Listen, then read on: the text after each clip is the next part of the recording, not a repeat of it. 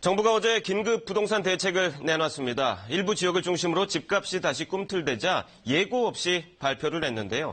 예고 없이 발표한 만큼 시장에 분명한 경고를 주고 또 효과가 있어야 할 텐데 대책 주요 내용과 함께 영향 자세히 분석해 보겠습니다. 우리은행 부동산투자지원센터 안명숙 부장 나와 있습니다. 어서 오십시오. 네, 안녕하세요. 네. 어제 추가 대책 내놓은 이유가 최근 강남 4구 등을 중심으로 집값이 조금씩 들썩이기 시작을 했잖아요. 부동산 현재 상황 어떻게 보십니까?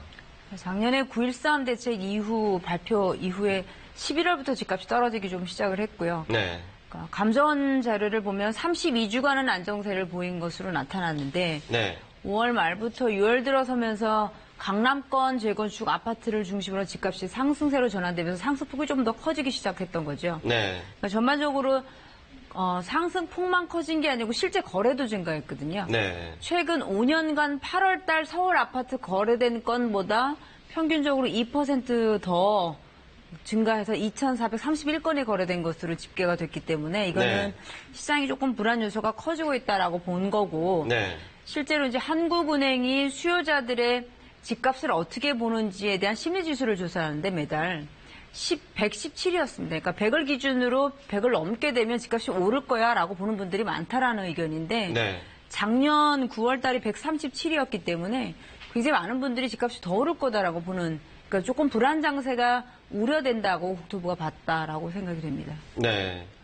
이 가장 관심이 있었던 분양가 상한제 얘기를 먼저 좀 해보겠습니다. 6개월 유예. 재건축 단지까지 분양가 상한제를 소급 적용하면 공급 위축으로 이어질 우려가 있다. 이런 우려가 사실은 있었잖아요. 이런 우려를 정부 정책에서도 반영을 한 거다. 이렇게 봐야 되겠죠? 사실상은 그렇게 보여지는데요. 정부 발표에서는 그게 이제 공급 축소에 대한 우려를 크게 보지는 않았지만 지금 관리 처분인가라고 그래서 재개발 재건축 조합원들이 실제로 새로 아파트 지을 때 추가 부담 얼마가 돼야 되는지가 확정이 된 단지들은 사실상 이제 분양을 준비하고 있었기 때문에 분양가 상한제가 시행이 되면 조합원들의 추가 부담에 대한 계산이라든지 전반적으로 사업 자체가 많이 흔들릴 가능성이 있어도 굉장히 반발이 컸죠. 그러면서 그런 단지들이 분양을 유예하거나 늦추거나 함으로 인해서 서울 아파트의 공급이 크게 단기간 차질을 빚을 걸로 예상을 했고 아마도 이제 그런 부분들이 전셋값이라든지 심리적으로도 큰 불안으로 이어질 가능성이 높다라고 국토부 내부적으로도 봤던 것 같고 그것이 여러 가지 그 현실적인 상황들을 감안했지만 어저께 6개월 유예다라고 하면서 이런 것들을 발표한 것들이 단기적인 공급에 대한 불안 요인들을 인정한 거 아닌가 이렇게 보고 있습니다. 하지만 이렇게 볼 수도 있을 것 같아요. 재건축 아파트 수요를 더 자극할 수 있지 않을까. 재건축 단지 위주로 가격 상승이 우려되는데 이 부분은 어떻게 보시나요? 사실상 이제 그렇게 되면서 지금 최고의 화제로 떠올랐던 둔촌 주공이라든지 뭐 개포 주공 1단지라든지 이런 곳들은 워낙 입지도 그렇고 단지 규모도 컸기 때문에 굉장히 시장에 미치는 영향도 컸었는데 여기서 이제 빠져나갈 가능성이 있다고 보여지기 때문에 앞으로 집값이 더 오를 거다 이런 전망들이 우세하게 나오고 있습니다. 그렇군요. 이 분양가 상한제 관련해서 또 한 가지 짚어봐야 될 게 이 적용 지역을 동단위로 추진하는 이른바 뭐 핀셋 적용을 하겠다 이렇게 언급을 했거든요. 이런 방식을 택한 이유는 뭘까요? 그러니까 예를 들면 똑같은 강남이라도 동에 따라서나 또는 단지 입지라든지 여기에 따라서 굉장히 뭐 집값에 미치는 영향이라든지 파장이 큰데 똑같이 이걸 구별이라든지 어떤 투기 지역이라든지 이런 큰 단위로 묶게 되면 상대적으로 그렇지 않은 곳에 굉장히 뭐 반발도 클 것이고 뭐 그런 부분들을 정부가 굉장히 우려하지 않았을까. 뭐 그래서 일각에는 이게 너무 정치적인 결정 아니었냐 이런 지적들이 자꾸 나오는 것 같습니다. 그러니까요. 이게 일부 여기에 해당되는 일부 아파트 단지 같은 경우에는 어젯밤에 굉장히 기분이 좋았을 것 같기도 한데 어쨌든 이제 청약 시장이 지금 굉장히 뜨겁지 않습니까? 정부가 발표한 긴급 대책 때문에 청약 시장도 영향을 받을 수밖에 없을 것 같은데 어떻게 전망하세요?